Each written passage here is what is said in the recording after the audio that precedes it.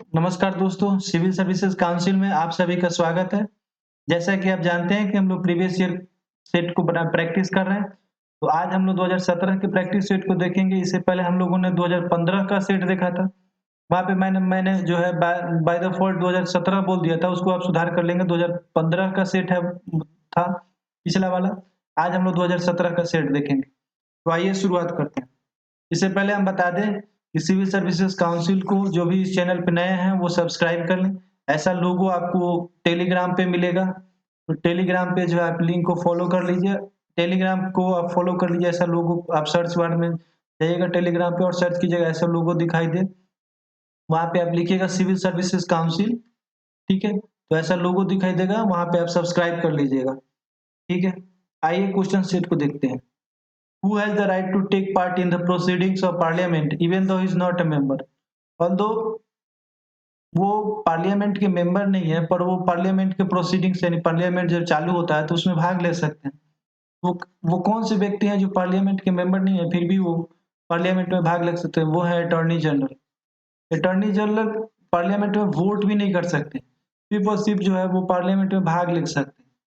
और attorney general के बारे में एक और बात बता दें कि भारत के किसी भी कोर्ट में ये भाग ले सकते हैं, यानी वहाँ पे बैठकर वो वो जो गतिविधियाँ कोर्ट के अंदर जो बहस चल रहा है उसको देख सकते हैं, ठीक है? दूसरी बात ये है कि इनको वोट करने का अधिकार नहीं होता है, पार्लियामेंट जब लागू होता है तो उसमें इनको वोट करने का अधिकार नहीं है, ठीक है? अटॉर्नी जनरल जो है ये आर्टिकल 88 के तहत जो है पार्लियामेंट के प्रोसीडिंग्स में भाग लेते हैं। इसमें एक क्वेश्चन है कि which is under DPSP. DPSP का मतलब directive principle of state policy. तो ये कौन-कौन से इसमें जो दिए गए हैं वो कौन-कौन से जो है डी डीपीएसपी के अंदर आते हैं? क्या ये इक्वल पे, यहाँ पे पे होगा, equal pay for equal work, ठीक है? समान काम के लिए समान वेतन, क्या ये डीपीएसपी में आता है? Uniform civil code, small family plan, क्या ये डीपीएसपी में आता है? Education through mother tongue at primary level, जो प्राइमरी जो भी प्राइमरी शिक्षा दिया जाता है क्या वो मातृभाषा में दिया जाना चाहिए? क्या ये डीपीएसपी में आता है? तो डीपीएसपी में जो है equal pay for equal work और यूनिफॉर्म सिविल कोड, ये दोनों जो है डीपीएसपी के तहत आते हैं। यूनिफॉर्म सिविल कोड का चर्चा आर्टिकल 44 के तहत है। यहाँ पे equal pay for equal work, जैसा कि आप जानते हैं कि समान वेतन मिलता है समान काम के लिए। अब ऐसा जो है प्रावधान डीपीएसपी में कहा गया है कि समान वेतन मिले समान काम के लिए। आप जानते हैं कि कभी-कभार महिलाओं को जो है समान काम करती हैं फिर भी उनको समान वेतन नहीं मिलता है। तो ऐसा डीपीएसपी में जो है इसका चर्चा किया गया है। लेकिन डीपीएसपी जो है नॉन जस्टिसिएबल है, ठीक है? कॉन्स्टिट्यूशन डे इज सेलिब्रेटेड, संविधान दिवस किस दिन सेलिब्रेट किया जाता है? तो आप जानते हैं कि 26 नवंबर को कॉन्स्टिट्यूशन को अडॉप्ट किया गया था और 26 जनवरी को जो है इसे इम्प्लीमेंट किया गया था। तो ये आप ध्यान में रखिएगा कि कॉन्स्टिट्यूशन डे को जो है 26 नवंबर को सेलिब्रेट किया था और यहाँ पे अडॉप्ट किया गया था 26 नवंबर को। और सेलिब्रेट कब इम्प्लीमेंट कब किया जाता है? 26 जनवरी को, ठीक है? इसका आंसर होगा 26 नवंबर। A member of parliament can be declared vacant if he absents himself from the house of a parliament for a continuous period of। एक मेंबर ऑफ पार्लियामेंट को सीट को वैकेंट कर दिया जाता है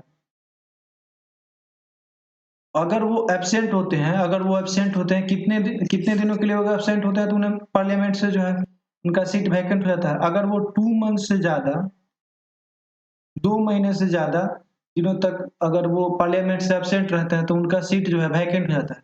अच्छा, ये सीट तभी वैकेंट होगा अगर वो इन्होंने प्रायर नोटिस दे दिया होगा, तब तो ये सीट बना रहेगा। अगर इन्होंने नोटिस नहीं दिया यानी सूचित नहीं किया है, ठीक है, अगर इन्होंने सूचित नहीं किया तो इनका सीट जो है वैकेंट हो जाएगा। तो एब्सेंट अगर वो 2 महीने से ज्यादा एब्सेंट है तो वो पार्लियामेंट में जो है उनका सीट वैकेंट हो जाएगा, ठीक है? तो इनको जो है मैक्सिमम जो है 2 महीने के भीतर पार्लियामेंट में भाग लेना होगा, नहीं तो उसके पहले जो है सूचित करना होगा क्यों आप एब्सेंट है, ठीक है? Hoisting the national flag at the top of a building is a fundamental right of every citizen under. तिरंगे को लहराना बिल्डिंग पे एक फंडामेंटल राइट बन चुका है, ठीक है, प्रत्येक सिटीजन का। वो किस आर्टिकल के तहत है? वो आर्टिकल है आर्टिकल 19 क्लॉज 1, ठीक है। आर्टिकल 19 में इसका चर्चा है कि आप जो है तिरंगे को अपने छतों पे लहरा सकते हैं। ये आर्टिकल 19 प्लस क्लॉज 1 है क्या? Freedom of speech and expression, speech and expression. इसी आर्टिकल के तहत जो है आप अपने छतों पे तिरंगे को या फिर कहीं भी तिरंगे को लहरा सकते हैं। FRS fundamental rights available to Indian citizen but not to aliens. वैसे फंडामेंटल राइट्स जो कि सिटीजन्स को मिले हैं पर एलियंस को नहीं मिले। यहाँ पे एलियंस क्या है? एलियंस यहाँ पे है विदेशी लोग, जो भी विदेश के लोग हैं, नागरिक हैं। विदेशी नागरिकों को यह अधिकार नहीं मिला। तो वैसे कौन कौन से हैं इसमें? जो ऑप्शन दिया था उसके अनुसार जो आंसर आपका होगा वो होगा आर्टिकल 19 क्लॉज 1 यानी freedom of speech and expression, freedom of speech and expression ये होगा 19 क्लॉज 1 के तहत। और राइट ऑफ माइनॉरिटीज, ये दो अधिकार जो हैं, ये जो है ये दोनों अधिकार, ये अधिकार एलियंस को यानी विदेशी नागरिक ये डिमांड नहीं कर सकते कि हमको भी राइट ऑफ जो माइनॉरिटीज को अधिकार मिले हैं वो अधिकार दे दीजिए। या फिर freedom of speech and expression, जो यहाँ का जो लोग जिस तरह से freedom of speech and expression का को एंजॉय करते हैं वैसा जो है विदेशी नागरिक वैसा एंजॉय नहीं कर सकते, ठीक है। वो जस्टिसिएबल नहीं है, ठीक है। Creation of a new state requires dash majority for constitutional amendment. नया स्टेट बनाने के लिए कॉन्स्टिट्यूशनल अमेंडमेंट करना होता है तो उसके लिए किस तरह का मेजोरिटी चाहिए? क्या ये सिंपल मेजोरिटी चाहिए, या 2/3 चाहिए, या 3/4 चाहिए, या 2/3 plus more than half ratification of states?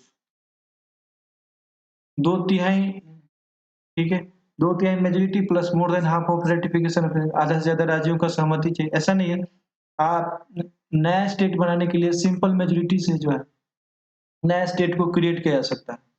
Ease of doing business index is published by, ease of doing business index publish किया था वो किया था वर्ल्ड बैंक के द्वारा।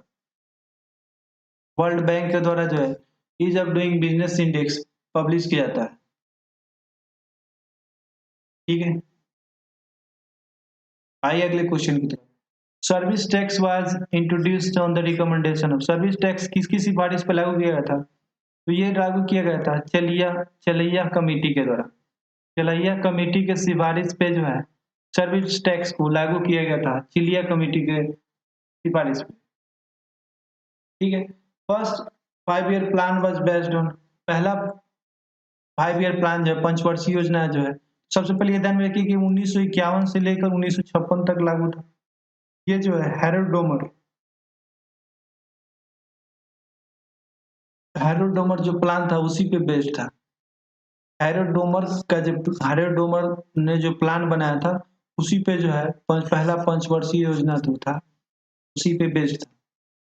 द मुस्लिम्स इफ कंटेस्टेड, ठीक है, the Muslims if contended and satisfied would become the greatest bulwark of British power in India. Who wrote this? ऐसा किसने लिखा था कि का ये जो है मुसलमान यदि खुश और संतुष्ट हैं तो भारत में ब्रिटिश सत्ता का महत्तम बचाव होगा। फिर से एक बार सुनिए, मुसलमान यदि खुश और संतुष्ट हैं तो भारत में ब्रिटिश शक्ति का महत्तम बचाव होगा, ऐसा कहना था विलियम विल्सन हंटर का ऐसा विचार था कि यदि मुसलमान जो है भारत के मुसलमान यदि खुश और संतुष्ट हैं तो भारत में ब्रिटिश शक्ति का जो है महत्तम उत्तम जो है बचाव होगा, ऐसा कहना था विलियम हंटर का। इन्होंने एक पुस्तक लिखा था इंडियन मुसलमान, उसी उसी में जो है इनका जो ये जो कंटेंट है वो इसी इंडियन मुसलमान में इन्होंने अपना जो है आइडिया रखा था कि अगर भारत के मुसलमान खुश और संतुष्ट हैं तो हम जो है ब्रिटिश का जो है भारत में शक्ति का बचाव जो है हमेशा होता रहेगा। Birsa Munda was captured while asleep on।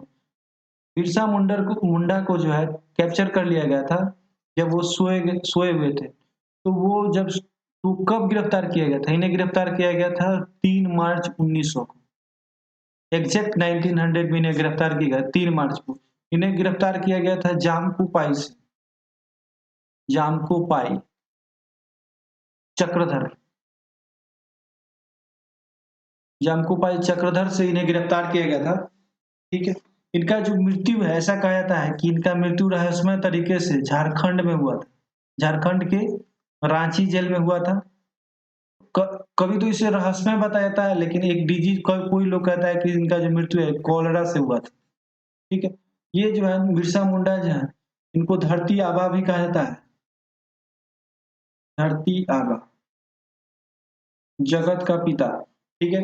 ये जो है उलगुलान विद्रोह से संबंधित है। उलगुलान विद्रोह से उलगुलान विद्रोह जो है उलगुलान विद्रोह को महान हलचल भी कहा जाता है। महान हलचल। तो ये आप ध्यान में रखेंगे। बिरसा मुंडा के बारे में ये सब बातें जो हैं ये सब ध्यान में रखेंगे। बिरसा मुंडा के बारे में जो जो मैंने बातें बता दी उसको आप ध्यान में रखेंगे। ठीक है। एक और बात यहाँ पे ध्यान रखिएगा। बिरसा मुंडा का जो जन्म हुआ था वो 15 नवंबर को हुआ था। 15 नवंबर को जो है इन्हीं का जन्म हुआ था और इन्हीं के जन्म पे तो है बिरसा मुंडा के जन्मदिन पर जो है झारखंड जो है अलग हुआ था और झारखंड का स्थापना दिवस मनाते हैं। एक बार इसको चेक कर लेंगे आप। झारखंड का स्थापना दिवस क्या 15 नवंबर को मनाते हैं क्या? चेक करके आप बताएंगे, कमेंट बॉक्स में लिखेंगे कि झारखंड दिवस का स्थापना कब हुआ था। ठीक है, इसको आप कमेंट बॉक्स में डालिए। Was elected as the first president of All India Kisan Sabha at Lucknow in 1936। All India किसान सभा के अध्यक्ष पहले अध्यक्ष 1936 में कौन बने थे? तो ये बने थे स्वामी सहजानंद सरस्वती। स्वामी सहजानंद सरस्वती, ये ध्यान में रखेंगे। स्वामी सहजानंद सरस्वती जो हैं पहले जो हैं ऑल इंडिया किसान सभा अखिल भारतीय किसान सभा के अध्यक्ष बने थे। लखनऊ में इसका आयोजन हुआ था 1936 में। एक बात यहाँ पे और बता दें आपको, एक व्यक्ति हैं दयानंद सरस्वती। दोनों सरस्वती के बारे में जान लीजिए एक साथ। तो ये दयानंद सरस्वती है, दयानंद सरस्वती, जबकि ये है सहजानंद सरस्वती। तो दयानंद सरस्वती के बारे में इनको इनको भारत का मार्टिन लूथर किंग कहा जाता है। इनको भारत का मार्टिन लूथर किंग कहा जाता है। ठीक है। आइए अगले क्वेश्चन की तरफ।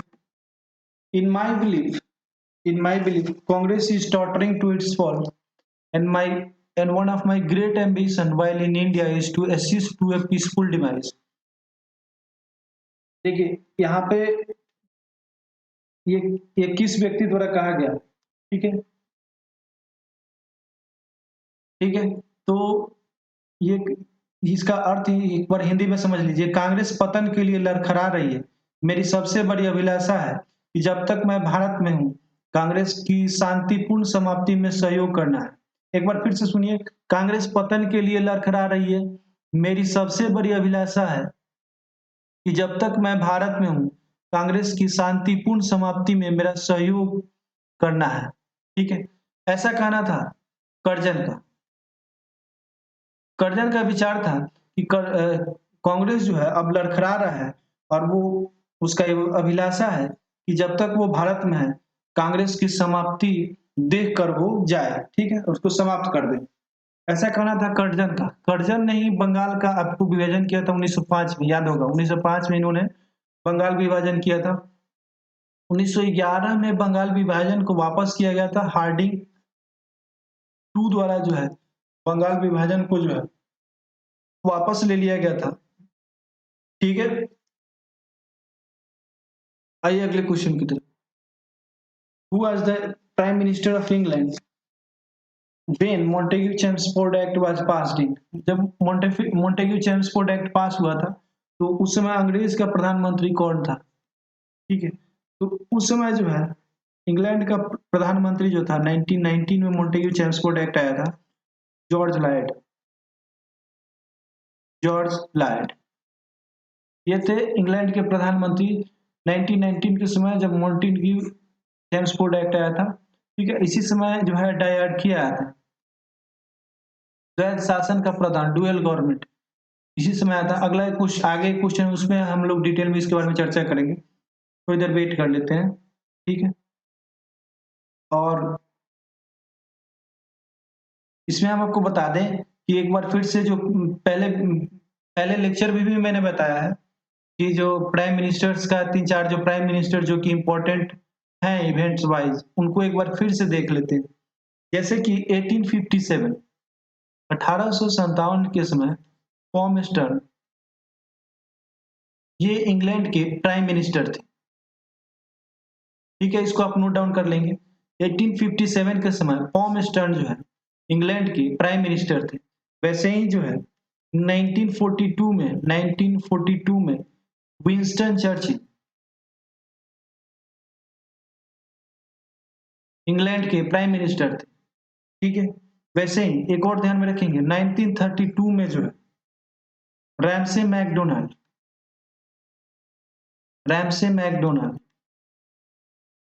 ये जो है इंग्लैंड के प्राइम मिनिस्टर थे। और 1947 के समय Clement Attlee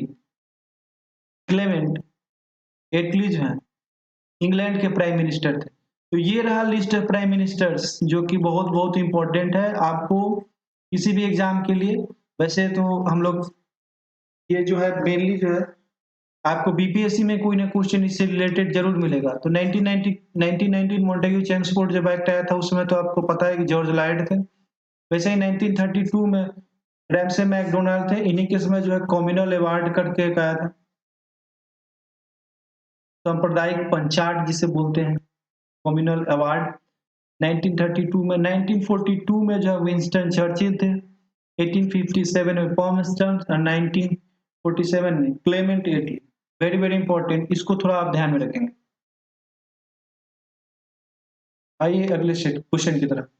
who is regarded as mother of Indian revolution?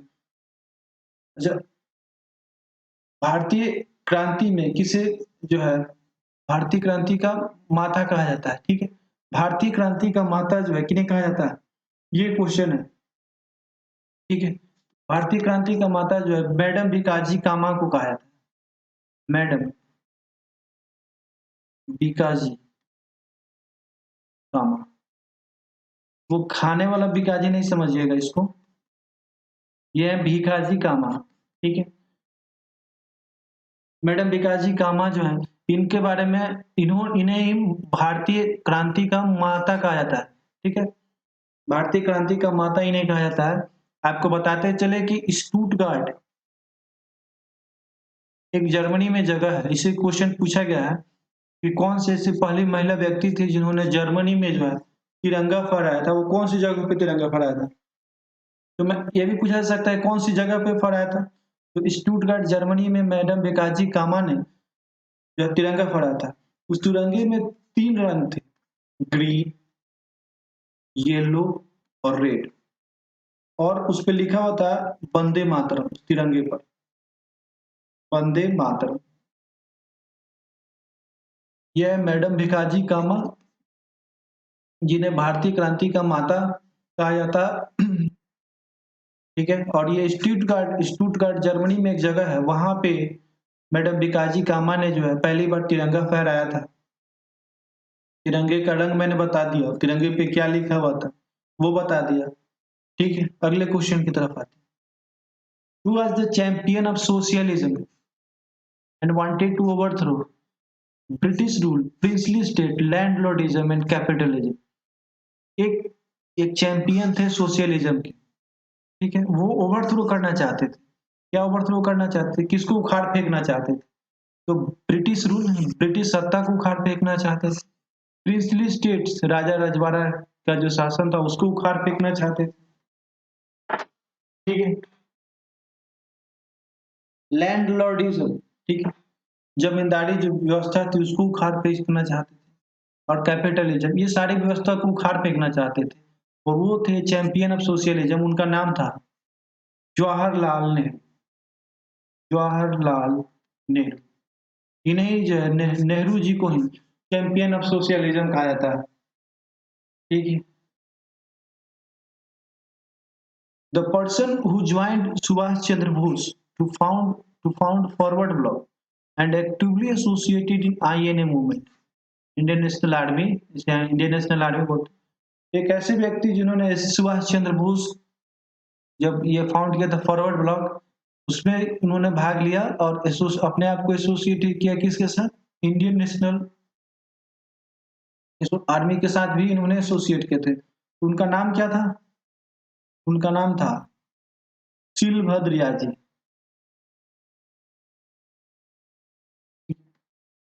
शिलभद्र याजी।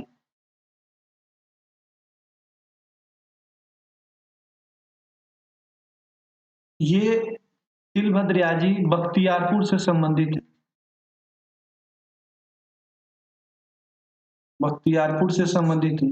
और ये जो है सुभाष चंद्र बोस का जो फॉरवर्ड ब्लॉक था उससे, और इंडियन नेशनल आर्मी, ठीक है, उससे दोनों जो संगठन था उससे संबंधित थे। उस व्यक्ति का नाम है शिलभद्र याजी, और इनका जो है शिलभद्र याजी का जो जन्म है बख्तियारपुर, पटना के नजदीक जो इलाका है, ठीक है, वहां पे इनका जन्म हुआ था। Which journal is not associated with revolutionary activities? कौन सा जर्नल जो है रिवोल्यूशनरी एक्टिविटी से संबंधित नहीं था? तो उसमें बहुत सारा ऑप्शन दिया था। वहां पे जो काम का ऑप्शन था, अपने काम का जो ऑप्शन था, यंग इंडिया जो है, ये मोहनदास करमचंद गांधी, गांधी जी गांधी जी के द्वारा लिखा गया था। यही जो यंग इंडिया जो है वो संबंधित नहीं था, किसी भी क्रांतिकारी एक्टिविटी से संबंधित नहीं था। ये journal young India, Mahatma Gandhi, आप जानते हैं, ये जो है इन्हें जो है महात्मा गांधी के बारे में ऐसा कहा जाता है कि ये नॉन वायलेंस के पिता कहे जाते हैं। ठीक है। ठीक है, तो नॉन वायलेंस और रिवोल्यूशनरी, जो नॉन वायलेंस में विश्वास करता है वो रिवोल्यूशनरी एक्टिविटीज में कैसे शामिल हो सकता है? तो ये क्रांतिकारी गतिविधियों में यंग इंडिया जो संपादन जो भी ये है उसमें उसमें ये सम्मिलित नहीं था। First Indian to be selected to the House of Commons on the ticket of, ठीक है, पहला भारतीय जो कि हाउस ऑफ कॉमन, ये हाउस ऑफ ब्रिटिश पार्लियामेंट में दो तरह के हाउस है, एक हाउस ऑफ कॉमन्स, दूसरा है House of Lords. House of Lords, तो इसी में हाउस ऑफ कॉमन में पहले इंडियन जिनको सिलेक्ट किया गया था उनका नाम था राजा राम मोहन राय। राजा राम मोहन रॉय। राजा राम मोहन राय, आपको बताते चले, इन्हें भारत का जो है पुनर्जागरण का पिता कहा जाता है, रिनेसेंस, फादर ऑफ रिनेसेंस, पुनर्जागरण का पिता कहा जाता है। इन्हें जो है राष्ट्रवाद का पैगंबर भी कहा जाता है, राष्ट्रवाद का पैगंबर।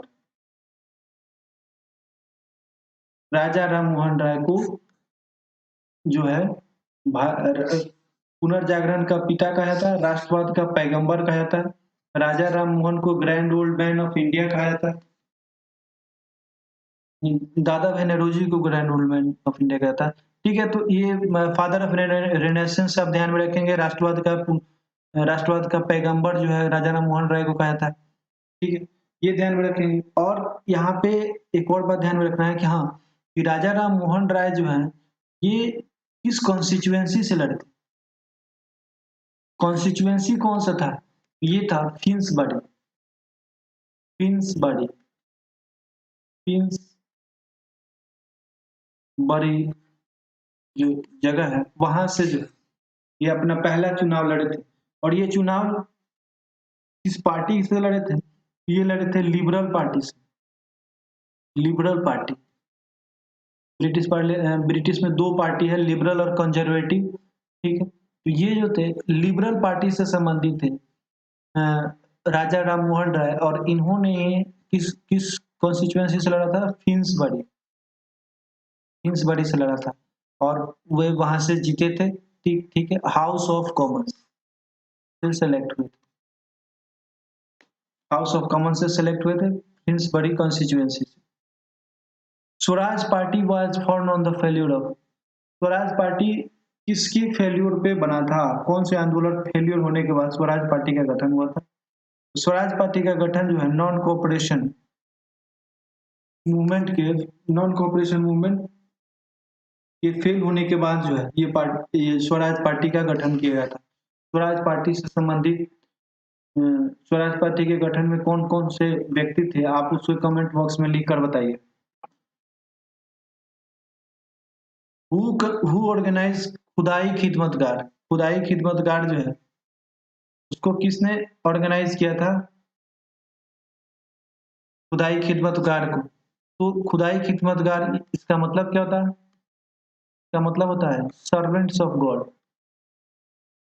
Servants of God, servants of God English में इसका मतलब होता है सर्वेंट्स ऑफ गॉड, ठीक है। खुदाई खिदमतगार का मतलब होता है सर्वेंट्स ऑफ गॉड, भगवान के नौकर, ठीक है। और इसे किसने ऑर्गेनाइज किया था? इसका गठन किसने किया था? तो इसके गठन के कर्ता थे खान अब्दुल गफर खान, खान अब्दुल गफर खान जो है इनके ऑर्गेनाइजर थे। उनका नाम याद रखिए, खान अब्दुल गफर खान, यही उनके ऑर्गेनाइजर थे, ठीक है, Khan Abdul Gaffar Khan. The cabinet mission came to India on, cabinet mission Bharat में कब आया था? ये मिशन आया था आप ध्यान में रखिएगा 1946 में कैबिनेट मिशन आया था, मार्च में आया था, मार्च 1946 में। ऑप्शन यहाँ पे बीपीएससी का ऑप्शन था 1942 मार्च, अप्रैल 1942, मई 1942, जून 1942, ऐसा ऑप्शन दिया था, और अगला था नन। तो बीपीएससी यहाँ पे आंसर तो दे दिया मार्च 1942, बहुत सारे लोगों का आंसर मार्च 19, बहुत सारे बुकों में आप देखेंगे मार्च 1942 दिया हुआ है, लेकिन क्योंकि यहाँ पे ईयर जो है गलत दिया हुआ था, क्या दिया गलत दिया हुआ था? ईयर जो है आपको गलत दिया हुआ है, यहाँ पे 1942 ना होकर अगर 1946 होता ना तब जाकर सही होता। मार्च में तो आया था, ये बात सही है, लेकिन 1946 में आया था। तो कैबिनेट मिशन जो है आप ध्यान में रखेंगे मार्च 1946 को आया था कैबिनेट मिशन। कैबिनेट अंतरिम अंतरिम जो गवर्नमेंट बना था वो भी 1946 में बना था। और यहाँ पे कैबिनेट मतलब मंत्रिमंडल, और मंत्रिमंडल से आप ध्यान में रखेंगे पहली बार मंत्रिमंडल ध्यान मोटा मोटी ध्यान में रखेंगे 1946 में जो है वो बना था, ठीक है। 1946 में कैबिनेट यहाँ पे मिशन लिखा हुआ है, लेकिन हम यहाँ पे सिर्फ याद करने के लिए कैबिनेट मंत्री मतलब कि याद करवाने के लिए हम ऐसा बोल रहे हैं कि मंत्रिमंडल इस टाइप का बना था, तो इसे आप ध्यान में रख सकते हैं। आपको जैसे भी याद रखना है आप याद रखिए कि हाँ 1946 में जो है कैबिनेट मिशन आया था। इसमें हम आपको बता दें कौन कौन से मेंबर थे। पैट्रिक लॉरेंस, एबी अलेक्जेंडर और स्टैफोर्ड क्रिप्स, ठीक है। ये तीन लोग संबंधित हैं कैबिनेट मिशन से। एक क्रिप्स मिशन भी आया था, क्रिप्स मिशन भी आया था। तो क्रिप्स मिशन आया था 1942 में, तो दोनों को आप एक साथ याद रख सकते हैं कि कैबिनेट मिशन 1946 में आया था और क्रिप्स मिशन 1942 में आया था, ठीक है। क्रिप्स मिशन 1942 में आया था और कैबिनेट मिशन 1946 में आया था। A pleader of Bihar who left his lucrative practices during non-cooperation movement was, ठीक है। लुक्रेटिव प्रैक्टिस का मतलब यहाँ पे होता है कि जो लाभ का जो भी जिससे आपको प्रॉफिट होता है वैसा काम जिससे आपको प्रॉफिटेबल वर्क, ठीक है। तो वो जो प्रॉफिटेबल वर्क था जो अपना काम कर रहे थे यहाँ पे वो छोड़ देते हैं नॉन कोऑपरेशन मूवमेंट के समय, और और नॉन कोऑपरेशन में भाग लेते हैं, तो वो वैसे व्यक्ति उन व्यक्ति का नाम पूछ रहा है, उस व्यक्ति का नाम पूछ रहा है जो कि अपना जो प्रॉफिटेबल काम है, अपना जो काम था वो छोड़ दिए, जिससे पैसा आता था, और नॉन कोऑपरेशन जो असहयोग आंदोलन था उसमें कूद पड़े। वैसे व्यक्ति थे डॉक्टर राजेंद्र प्रसाद। डॉक्टर राजेंद्र प्रसाद ने जो है नॉन कोऑपरेशन मूवमेंट में जो है कूद पड़े थे, अपना लुक्रेटिव प्रैक्टिस छोड़कर। राजेंद्र प्रसाद के अलावा और भी बहुत सारे ऐसे लोग हुए जो अपना लुक्रेटिव प्रैक्टिस छोड़कर ऐसे पढ़े थे, जैसे सी आर दास, चित्तरंजन दास, मोतीलाल नेहरू, ठीक है, जवाहरलाल नेहरू। ये सब लोग भी कुछ ना कुछ प्रॉफिट ऑर्गेनाइजेशन में थे। मतलब ये लोग वकील वकील वकालत वगैरह शायद कर रहे थे। इसको छोड़कर जो है नॉन कोऑपरेशन मूवमेंट में कूदने वाले व्यक्ति के यहाँ पे नाम पूछा है, जो अपना वकालत छोड़कर इसमें कूदे थे, या फिर जो भी प्रैक्टिस लुक्रेटिव प्रैक्टिस था उसको छोड़कर इसमें कूदे थे, उनका नाम था doctor Rajendra Prasad. The precursor of Indian national Congress was, INC का मतलब यहाँ पे इंडियन नेशनल कांग्रेस। तो उससे पहले जो है कौन था इंडियन नेशनल कांग्रेस के पहले, तो ये इंडियन एसोसिएशन करके था, इंडियन एसोसिएशन। इंडियन एसोसिएशन जो संबंधित था, इसके जो फाउंडर थे एस एन बनर्जी थे, एस एन बनर्जी थे, सुरेंद्र नाथ बनर्जी जो थे इसके फाउंडर थे, ठीक है।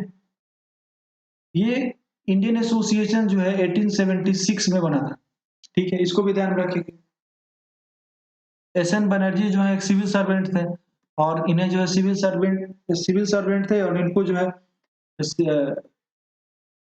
सिविल सर्वेंट, पहले सिविल सर्वेंट थे, लेकिन उनको जो है कम एज, झूठा एज के कारण इसको इसको बताकर बैकग्राउंड बनाकर इनको हटा दिया गया था, ठीक है। इसका पिछला वाला वीडियो जो है आप देखिएगा, उसमें एक्सप्लेनेशन दिया हुआ।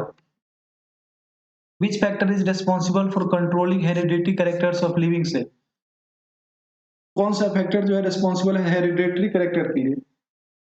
जो भी जीवित व्यक्ति हैं उसमें एक व्यक्ति से दूसरे व्यक्ति में जो भी हेरिडेटरी कैरेक्टर है वो ट्रांसफर होता है, वो उसके लिए कौन सा फैक्टर रिस्पॉन्सिबल है, तो डीएनए जो है रिस्पॉन्सिबल है। Deoxy ribonucleic acid, deoxy ribonucleic acid जो है रिस्पॉन्सिबल है for the transmission of character, ठीक है।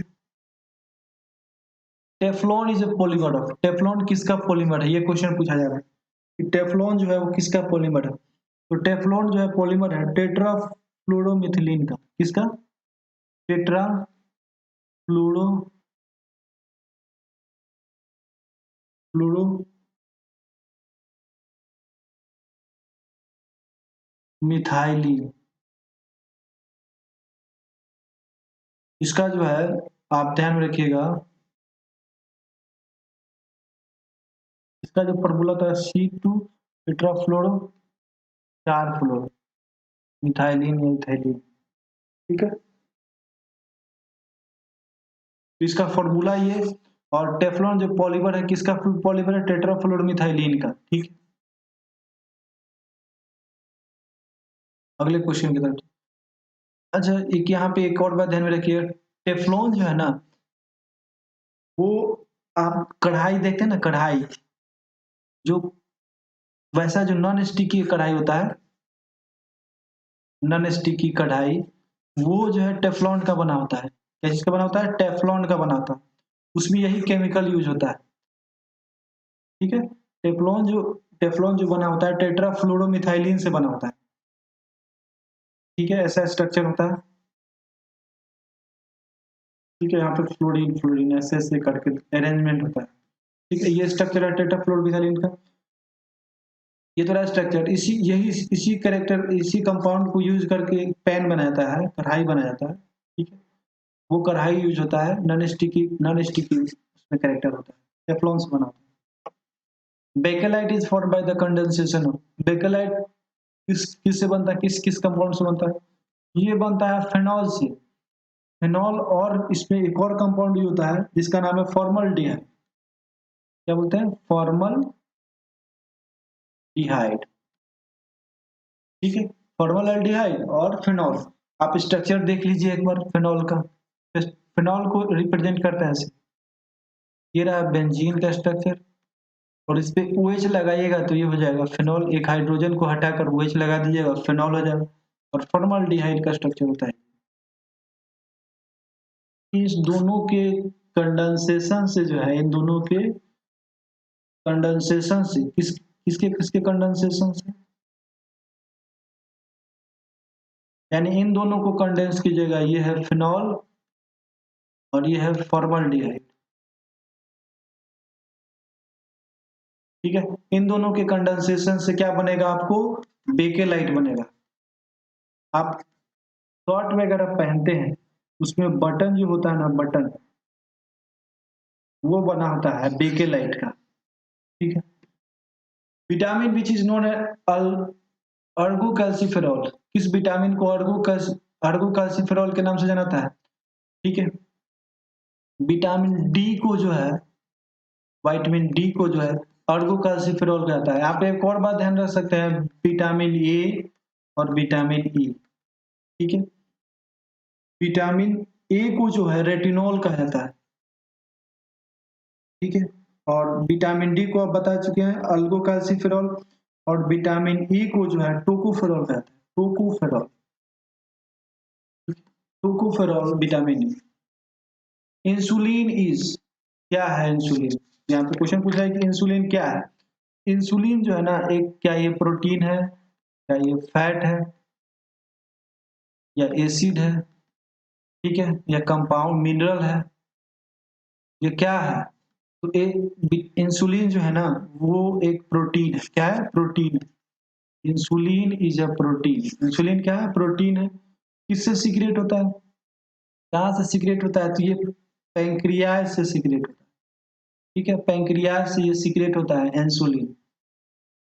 ठीक है, ठीक है, अगले क्वेश्चन की तरफ आते हैं। Which is an antibiotic drug. ठीक है, एंटीबायोटिक ड्रग क्या, कौन सा है। इसमें ऑप्शन जो दिया गया था, ऑप्शन दिया था क्यूनोन, क्यूनिन, क्यूनोन नहीं, क्यूनिन, क्यूनिन। दूसरा ऑप्शन था, दूसरा ऑप्शन था,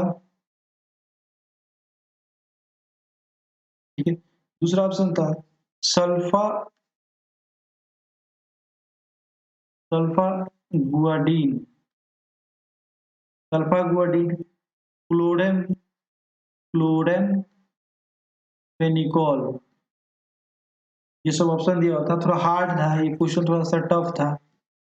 एस्पिरिन, तो एंटीबायोटिक ड्रग, ठीक है, एंटीबायोटिक ड्रग के रूप में किसको यूज किया जाता है। यहाँ पे एक ऑप्शन दिया था क्यूनिन, दूसरा दिया था सल्फागुआडिन, क्लोडेमफेनिकोल, एस्पिरिन। एंटीबायोटिक ड्रग के रूप में यूज किया जाता है क्लोडेमफेनिकोल को। ये ध्यान में रखिएगा इसको, क्लोडेमफेनिकोल, क्लोडेमफेनिकोल को जो है एंटीबायोटिक ड्रग के रूप में यूज किया जाता है। तो यहाँ पे आंसर क्या होगा, क्लोडेमफेनिकोल, क्लोडेमफेनिकोल।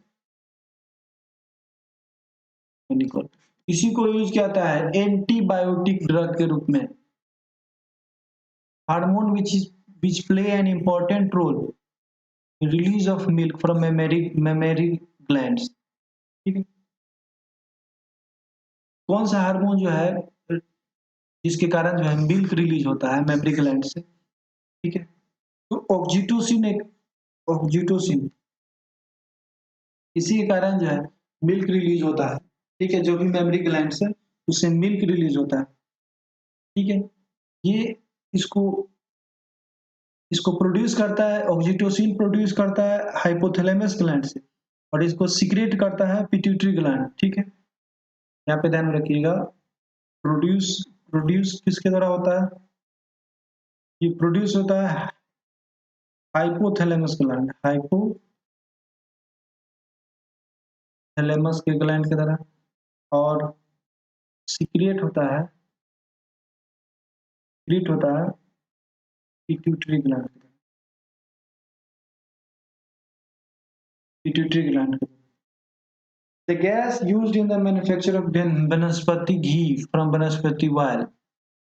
देखिए वनस्पति ऑयल है, वनस्पति तेल लिया वनस्पति का, और इसमें कौन सा गैस यूज करें कि आपको वनस्पति का घी मिल जाए। आप बताइए, इससे बढ़िया बात क्या हो। आप यूज किया तेल, मिल गया क्या, घी। कैसे मिलेगा? कौन सा गैस यूज कर लें? क्या हम नाइट्रोजन को यूज कर लें, क्या हम ऑक्सीजन को यूज कर लें, क्या हम, और गैस क्या है, हीलियम को यूज कर लें, या फिर हाइड्रोजन को यूज कर लें? कौन सी गैस को यूज करें? ठीक है, हाइड्रोजन को यूज कीजिएगा जब भी वनस्पति वनस्पति का तेल हो, वनस्पति तेल से वनस्पति घी बनाना हो, तो इसमें आप यूज कीजिए हाइड्रोजन गैस। हाइड्रोजन गैस को यूज कीजिए तो आपको वनस्पति वायु से वनस्पति घी मिल जाएगा। ठीक है, हाइड्रोजन गैस के प्रेजेंस में आप इसको जब हीट कीजिएगा, क्या कीजिएगा, हीट कीजिएगा, तो वनस्पति तेल जो है वनस्पति घी में बदल जाएगा। एलपीजी कंटेंट्स, एलपीजी में कौन कौन सा गैस होता है? तो यहाँ पे देखिए, यहाँ पे क्या इसमें प्रोपेन होता है, क्या इसमें ब्यूटेन होता है, ऐसे करके ऑप्शन दिया होता है। और दिया होता है इथाइलिन होता है क्या, और एक और ऑप्शन दिया होता है क्या इसमें मीथेन होता है। तो देखिए, और एक अगला ऑप्शन, पांचवा ऑप्शन भी दिया रहता है बीपीएससी के साथ, ये तो सबको पता है, नॉन दिया रहता है मोर देन वन। तो देखिए, एलपीजी में प्रोपेन भी होता है और ब्यूटेन भी होता है। ठीक है, ये दोनों का यूज होता है। प्रोपेन का भी फॉर्मूला से दे सकता है C3H8, और ब्यूटेन का C4H10 ऐसे दे सकता है। तो आप ध्यान में रखिए कि एलपीजी में जो है प्रोपेन और ब्यूटेन दोनों होता है, तो यहाँ पे जो आंसर होगा more than one. Soap removes grease by, ठीक है, सोप जो है ग्रीस को कैसे रिमूव करता है? तो ये रिमूव करता है इमल्सिफिकेशन के द्वारा। ठीक है, इमल्सिफिकेशन के द्वारा जो है सोप से ग्रीस रिमूव होता है। जो भी ग्रीस, जो भी तेल वगैरह चिपचिपा जो भी सामान है, गंदा वगैरह लगता है, तो इमल्सिफिकेशन के द्वारा रिमूव किया जाता है। ठीक है, और इमल्सिफिकेशन क्या होता है, जो भी दो नॉन इमिसिबल लिक्विड है, नॉन इमिसिबल लिक्विड को सेपरेट करने का ये तरीका है। ठीक है, उसमें ये जो है इमल्सिफिकेशन के द्वारा रिमूव होता है। Vitamin which is used as an antidote to anticoagulate poisons, anticoagulant poisons. ठीक है, ठीक है, यहाँ पे क्वेश्चन पूछा है कि कौन सा विटामिन को यूज करते हैं। ठीक है, एंटीडोट, एंटीडोट का मतलब होता है एज एन एंटी पॉइजन, मतलब होता है एंटी पॉइजन। और ब्लड, यहाँ पे एंटीकोगुलेंट का मतलब ब्लड थिनर।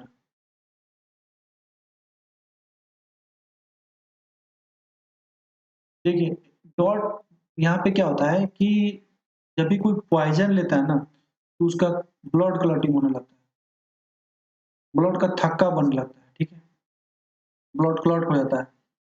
तो उसके लिए विटामिन यूज किया जाता है, विटामिन की का यूज किया जाता है, विटामिन की का यूज किया जाता है।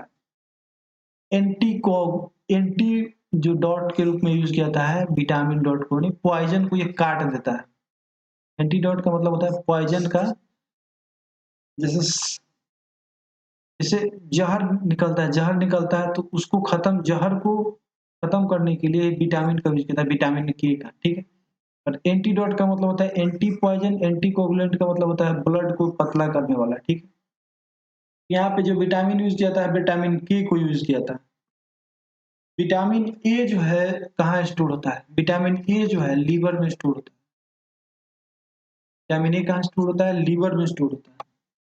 Isotope that is used to treat blood cancer, कौन सा आइसोटोप है जिसे ब्लड कैंसर के रूप में यूज किया जाता है? ब्लड कैंसर को ट्रीट करने, क्या ये कोबाल्ट 60 को यूज किया था, या आयोडीन 131, ये भी एक आइसोटोप है, इसको यूज किया था, या फास्फोरस 32 को यूज किया था, या सोडियम 24 को यूज किया था? ऐसा ही लिखा हुआ।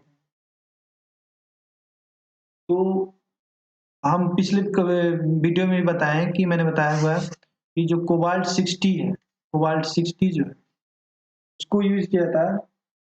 इसका कोबाल्ट का एटॉमिक नंबर 27 होता है, ठीक है, एटॉमिक नंबर 27 होता है। और इसका जो आइसोटोप है कोबाल्ट 60, इसी को यूज किया जाता है कैंसर के ट्रीटमेंट के लिए। बाकी ना ही आयोडीन, ना ही फास्फोरस, ना ही सोडियम। जो मेटल यूज होता है वो है कोबाल्ट। कोबाल्ट 60 को यूज किया जाता है ब्लड कैंसर को ट्रीट करने के लिए। आयोडाइज सॉल्ट, आयोडाइज सॉल्ट में कंटेन्स, आयोडाइज सॉल्ट में क्या कंटेन होता है?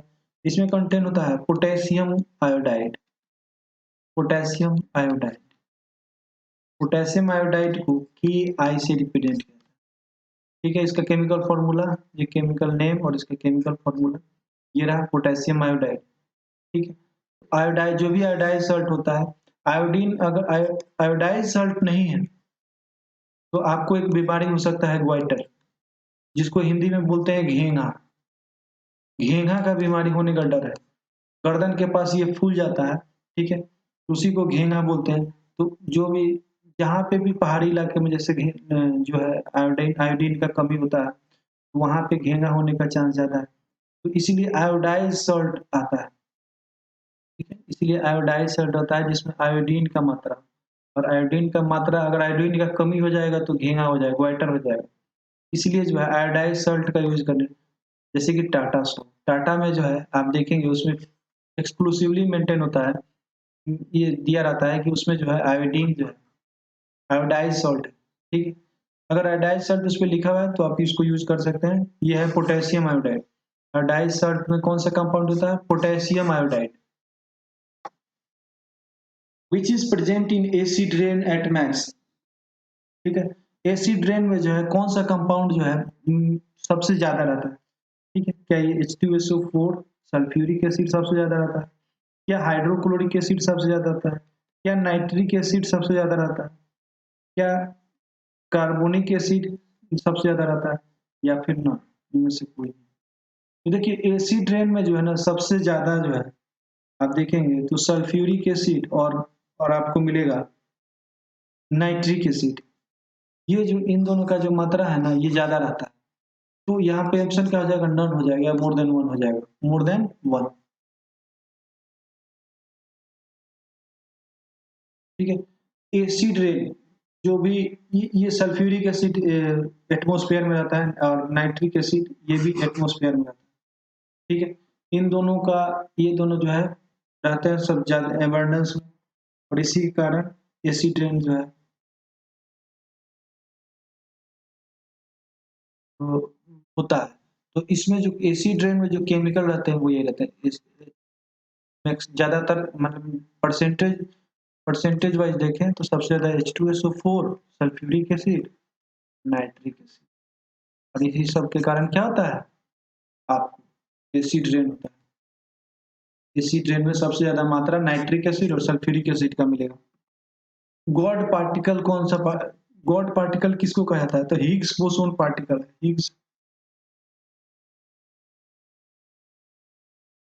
हिग्स बोसोन पार्टिकल को गॉड पार्टिकल कहा जाता है, ठीक है। ध्यान में रखिएगा, हिग्स बोसोन पार्टिकल को गॉड पार्टिकल कहा जाता है। अब कहा गया कि सबसे पार्टिकल को छोटा करते गए, ये बड़ा पार्टिकल इसको छोटा किया तो इतना ऐसा मिला, ये बड़ा पार्टिकल है इसको छोटा किया ऐसा मिला, ऐसा मिला, ऐसा मिला। तो सबसे छोटा पार्टिकल है ना उसको कहा गया है गॉड पार्टिकल, को और छोटा नहीं किया जा सकता, और उसी को नाम क्या दे दिया गया? God particle. तो हिग्स बोसोन जो साइंटिस्ट हैं उन्हीं के नाम पे जो हिग्स बोसोन पार्टिकल भी कहते हैं या फिर गॉड पार्टिकल भी कहते हैं। गॉड पार्टिकल का ही नाम है Higgs boson particle. UNFCCC on climate deals with United Nations Framework Convention on Climate Change, ठीक है। UNFCCC का फुल फॉर्म क्या होता है? United nation framework convention on climate change. तो ये जो है किससे डील करता है? तो ये डील करता है green house gas, green house gas effect, इसी से डील करता है United nation framework convention on climate change, ठीक है। तो ये यूएनएफसीसी किससे डील करता है? तो ग्रीन हाउस गैस से डील करता है, ठीक है।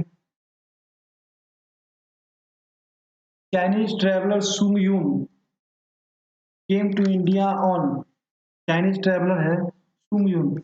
आप एक जानते होंगे फाहियान, दूसरा जानते होंगे वेनसेंग। अब तक तो यही जानते थे।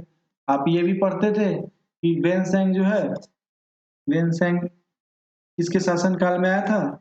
तो आप बोलते थे हर्षवर्धन के काल में। कैसे पकड़ते थे?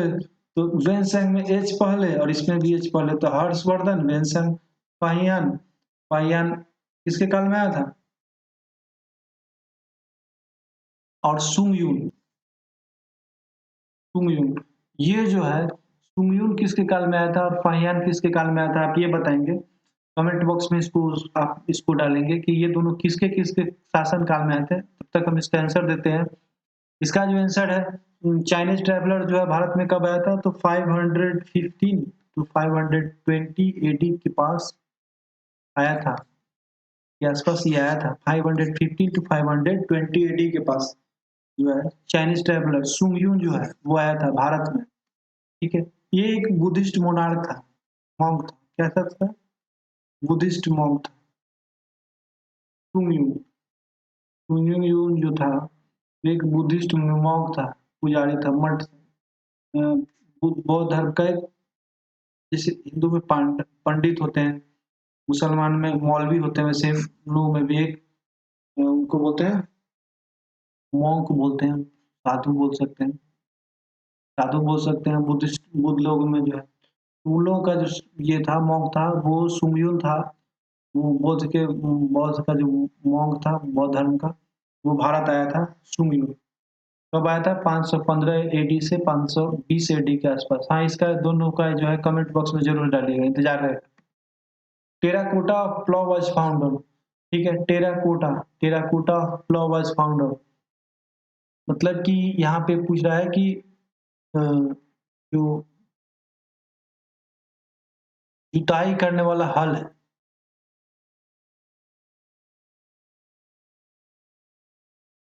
ठीक है, उसका टेराकोटा फाइंड किया गया है। तो वो कहाँ फाइंड किया गया है? ठीक है, वो कहाँ फाइंड किया गया है? ये फाइंड किया गया है बनवावली में, बनावली में। बालांडी पड़ता है हरियाणा में, तो ये मिला है बनावली, बनावली हरियाणा में। King Kharavela was associated with dynasty, king Kharavela किस डायनेस्टी से संबंध थे? तो ये संबंधित थे चेदी डायनेस्टी से। और महा मेघवाहन,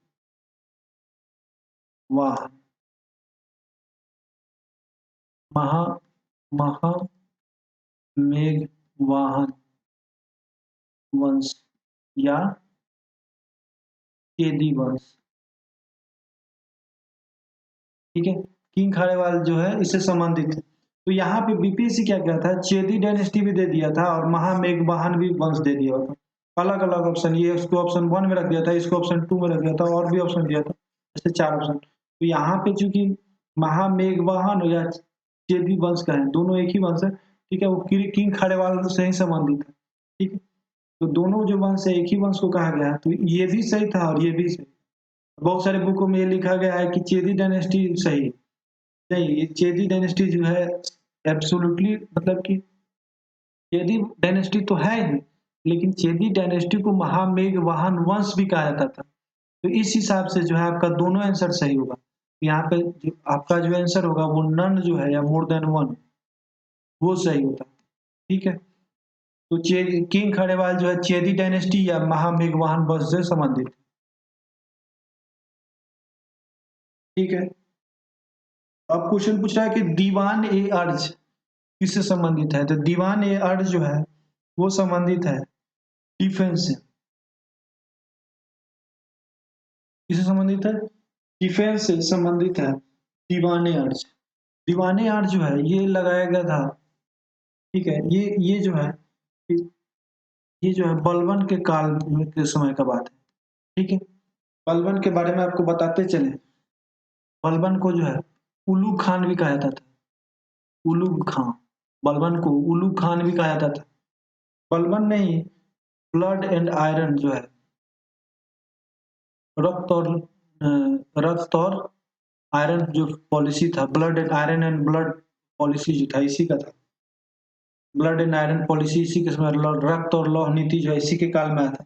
इसी ने जो है सिजदा, एक सिस्टम था सिजदा, और एक था पैबोज, बलबन के ही काल में आया था। सिजदा जो है, ठीक है, सिजदा जो है भूमि पर लेट कर अभिवादन करना, राजा को भूमि पर लेट कर राजा को अभिवादन किया था। और पैबोस में जो है सुल्तान के कदम को चूमा जाता था। पैबोस में सुल्तान के कदम को छुआ जाता था। सिजदा में जमीन पर लेट कर जो है अभिवादन करना होता था। शाहरुख खान का गाना है ना, तेरा सिजदा करूं तेरा सजदा करूं,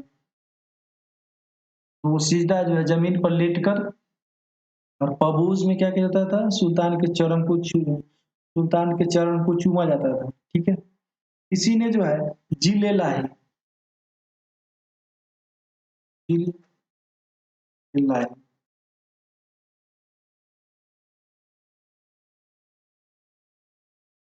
जिले लाही पद का धारण किया था। ठीक है, अगले क्वेश्चन की तरफ आते हैं। अपहरत लैंड, अपहरत लैंड कैसा भूमि था? तो अपहरत जो जमीन था, अपहरत जमीन को फॉरेस्ट लैंड भी कहा जाता था। फॉरेस्ट लैंड को, जंगली जमीन को जो है, तो अपहरत अपहरत कहा जाता था। बताते चले, अपर ये जो वर्ड है वो गुप्त काल से संबंधित है। किससे संबंधित है? गुप्त एज से संबंधित है, गुप्त काल से संबंधित है। ठीक है,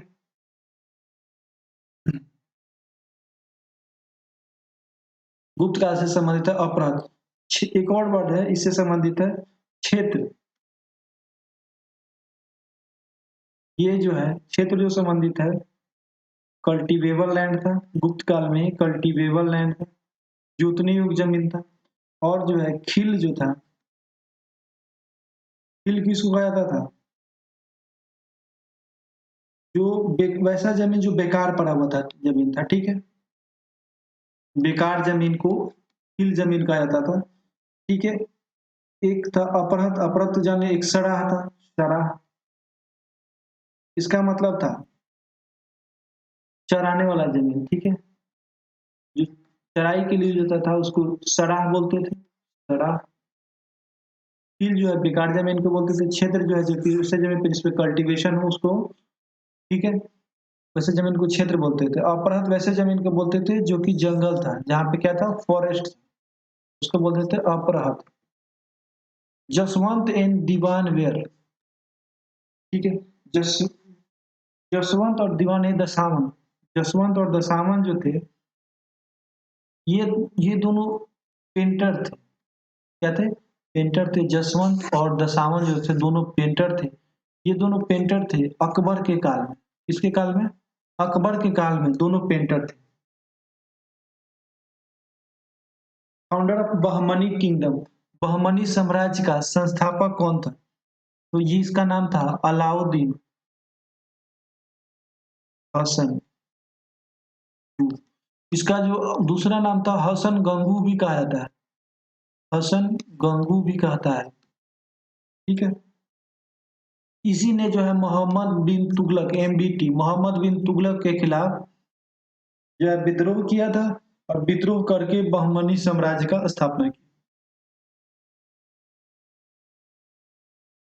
Persian traveller Abdul Razzaq came under reign of, Abdul Razzaq जो है किसके शासन काल में भारत आया था? अब्दुल रजाक किसके शासन काल में भारत आया था? तो ये जो है भारत आया था देवराय द्वितीय के काल में। देवराय सेकेंड के शासन काल में ये भारत आया था अब्दुल रजाक। अब्दुल रजाक देवराय द्वितीय जो है विजयनगर से संबंधित, विजयनगर से संबंधित। ठीक है, ऑल इंडिया किसान महासभा वाज फाउंडेड, अखिल भारतीय किसान महासभा का गठन कब हुआ था? ये तो क्वेश्चन में बहुत बार पूछा गया। 1936 में जो अखिल भारतीय किसान सभा का गठन हुआ था, इसका गठन के संस्थापक जो हैं या फाउंडर, ठीक है, इनका नाम है सहजानंद सरस्वती। सहजानंद सरस्वती। एक मैंने एक प्रीवियस का क्वेश्चन था, उसमें बहुत पहले इसी कुछ देर पहले आपने देखा कि दयानंद सरस्वती को मैंने बताया, दयानंद सरस्वती को उनको क्या बताया था? अगर याद हो तो दयानंद सरस्वती को क्या बताया था, उसको कमेंट बॉक्स में डालिए अगर याद हो तब। S N. Banerjee was eliminated from Indian civil services. S N. Banerjee, Surendra Nath Banerjee, इन्होंने ही इंडियन एसोसिएशन का स्थापना किया था। आप अभी इसी सेट में पढ़े हैं, 2017 के सेट में। तो इनको जो है इंडियन सिविल सर्विसेज से जो है हटा दिया गया था। इन्होंने 1876 में इंडियन एसोसिएशन की स्थापना किया था, ठीक है। और इन्हें जो है सिविल सर्विसेज एग्जाम से हटा दिया गया था। उन्हें किस वर्ष हटाया गया था, क्वेश्चन ये बस इतना सा पूछ रहा है यहाँ पे कि इसलिए इन्हें जो है कब हटाया गया था। इनको हटाया गया था 1874 में, ठीक है। ग्राउंड ये बनाया गया कि इनका जो एज से रिलेटेड मैटर था कि इनका जो एज है वो गलत प्रिंट किया, मतलब गलत बताया गया है। इसको बैकग्राउंड बनाकर जो है सुरेंद्र नाथ बनर्जी को जो इंडियन सिविल सर्विसेज जो पोस्ट है उससे इनको हटा दिया गया था। फिर बाद में इन्होंने जो वहाँ का जो कोर्ट था उस पर उन्होंने केस किया और ये केस इन्होंने जीता भी। तो इन्हें बाद में फिर से जो है उनको जो है इंडियन सिविल सर्विसेज काउंसिल में जो इंडियन सिविल सर्विसेज पोस्ट में जो है इनको पोस्ट मिला था, जज वगैरह मजिस्ट्रेट वगैरह का कुछ पोस्ट मिला था, ठीक है। उसके बाद क्या हुआ कि फिर से इनको वहां से इंडियन सिविल सर्विसेज में तो कहा शामिल कर लिया गया, लेकिन फिर से इनको हटा दिया गया वहां से। तो उब कर जो है ये एक पार्टी का गठन कर देते हैं, इंडियन एसोसिएशन, 1876 में, ठीक है। इसको आप ध्यान में रखिएगा। S N. Banerjee, first Muslim conqueror of Bihar was, पहला मुस्लिम कन्क्वेरर जो बिहार पे कब्जा किया, ठीक है। उसका नाम पूछ रहा है कि पहला बिहार पे कब्जा करने वाला मुस्लिम शासक कौन था, ठीक है। तो ये थे बख्तियार खिलजी, बख्तियार खिलजी। इन्होंने ही सबसे पहले, इसने ही ने जो सबसे पहले जो है भारत पे आक्रमण किया था। इसके आक्रमण के समय इसने जो भारत के जो शिक्षा का जो प्रचार प्रसार का केंद्र था, जैसे कि नालंदा यूनिवर्सिटी और विक्रमशिला, इन दोनों को जो है बख्तियार खिलजी ने जो है नष्ट कर दिया, डिस्ट्रॉय कर दिया। ये ध्यान में रखिएगा। Which viceroy gave the title of Rai Bahadur and Khan Bahadur, ठीक है। एक वायस कौन सा वायसराय था जिसने राय बहादुर और खान बहादुर के टाइटल को जो है दिया करता था। तो इसके टाइटल को दिया था लॉर्ड लिटन ने। लॉर्ड लिटन ने ही राय बहादुर और खान बहादुर का जो टाइटल है वो दिया था। अब लिटन के बारे में एक बात ध्यान में रखिएगा, इसने ही जो है ना वर्नाकुलर प्रेस एक्ट, इसी काल में जो वर्नाकुलर प्रेस एक्ट आया था और प्रेस पे पाबंदियां लगी थी, इस वर्नाकुलर प्रेस एक्ट को हटाया गया था। इसके द्वारा रिपन के द्वारा जो है हटा दिया गया था। Last king of Karnat dynasty, ठीक है। कर्नाट वंश का जो है वो अंतिम शासक कौन था, ठीक है। कर्नाट वंश का अंतिम शासक था नानन्य देव, नानन्य नानन्य देव। यही जो है कर्नाट वंश के अंतिम शासक थे, ठीक है। इनकी दो राजधानियां थी इनिशियली, ठीक है, नेपाल और दरभंगा। मुख्यतः दरभंगा से किस संबंध है, नानन्य देव जो है कर्नाट वंश के अंतिम शासक नानादेव देव थे, ठीक है। सॉरी, नानादेव देव जो थे वो फाउंडर थे, संस्थापक थे, और इसके जो अंतिम शासक थे, लास्ट जो रूलर थे, उसका नाम था नरसिम्हादेव, हर हरसिम्हादेव। यहाँ पे देखिए हरसिम्हादेव जो है अंतिम शासक थे, और फाउंडर जो थे, इसके संस्थापक जो थे,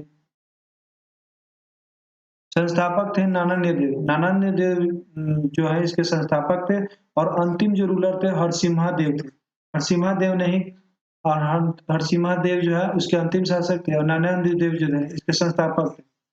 इनके काल में जो है इनका जो शासन था वो नेपाल पे भी था, कुछ भाग नेपाल में और दरभंगा में। तो इन्होंने जो अपना राजधानी रखा था, 2 जगहों पे रखा था, एक तो नेपाल में और दूसरा दरभंगा में, ठीक है। और इसके अंतिम शासक मैंने बताया हरसिम्हादेव थे, तो इसका आंसर क्या होगा? हरसिम्हादेव। राजनीति रत्नाकर, राजनीति रत्नाकर जो पुस्तक है उसके लेखक कौन है? चंदेश्वर, चंदेश्वर। ये जो है राजनीतिक रत्नाकर के लेखक, ये मिथिला से संबंधित है, ठीक है, मिथिला से संबंधित है राजनीति रत्नाकर, और ये इसके लेखक हैं चंदेश्वर। चंदेश्वर जी जो है राजनीति रत्नाकर को लिखा था, और इनका संबंध मिथिला से। उद्वंत प्रकाश, उद्वंत प्रकाश पुस्तक को किसने लिखा? तो उद्वंत प्रकाश कवि जो पुस्तक है उसको लिखा मौलवी कवि जी ने। मौलवी कवि ने उद्वंत प्रकाश लिखा। इन्होंने एक और पुस्तक लिखा जिसका नाम है बाघ सिंह। एक पुस्तक बाघ सिंह है, ये भी मौलवी कवि के द्वारा लिखा गया। एक और पुस्तक है, इसका नाम है उद्वंत विनोद, उद्वंत विनोद। ये भी जो है, ये पुस्तक भी जो है मौलवी कवि साहब द्वारा लिखा गया। तो उद्वंत प्रकाश, बाघ सिंह और उद्वंत विनोद मौलवी कवि द्वारा रचित पुस्तकें हैं। Name of mid latitude grass land of south America. दक्षिण अमेरिका का जो मिड लैटिट्यूड का ग्रास है उसे क्या बोलते हैं? तो दक्षिण अमेरिका का जो घास घास का मैदान है उसे हम बोलते हैं पंपास, पंपास बोलते हैं। ठीक है, ठीक है, अगले क्वेश्चन की तरफ आते हैं। What is particulate matter? Particulate matter क्या है? ठीक है, अब पार्टिकुलेट मैटर आप जानते हैं कि ये जो है एयर पॉल्यूटेंट्स से संबंधित है। आप देखते हैं PM 2.5 पार्टिकुलेट मैटर, पार्टिकल का जो साइज है, बेसिकली यहाँ पे पार्टिकुलेट मैटर जो है ये क्या बताता है? तो ये बताता है पार्टिकल के साइज को। क्या बताता है? पार्टिकल के साइज को बताता है, ठीक है, ठीक है। पार्टिकल के साइज को बताता है। कैसे? पार्टिकल के साइज को, जो हवा में प्रदूषण, जो प्रदूषण करते हैं ना हवा में, और जो भी पार्टिकल्स हैं हवा में, जो पार्टिकल्स हैं उन सबका साइज है, अलग अलग साइज के पार्टिकल्स हैं। तो उसी के पार्टिकल्स के साइज को पार्टिकुलेट मैटर द्वारा रिप्रेजेंट किया जाता है, PM द्वारा रिप्रेजेंट किया जाता है। तो ये जो है एयर पॉल्यूटेंट है। पार्टिकुलेट मैटर क्या है? Air pollutant. Which sea has the highest average salinity? किस सी में जो है सबसे ज्यादा सैलिनिटी लवणता पाई जाती है? डेड सी में। किस सी में? डेड सी में सबसे ज्यादा लवणता पाई जाती है। डेड सी को आप लोकेट कीजिए मैप में, ये डेड सी कहाँ है? मैप में लोकेट कीजिएगा डेड सी कहाँ है। Copper industry is located at, copper industry जो है कहाँ लोकेटेड है, ये क्वेश्चन पूछ रहा है, ठीक है। कॉपर इंडस्ट्री जो है लोकेटेड है खेतरी, राजस्थान में, ठीक है। Alaknanda and Bhagirathi join to form Ganga at, देखिए अलकनंदा और भागीरथी,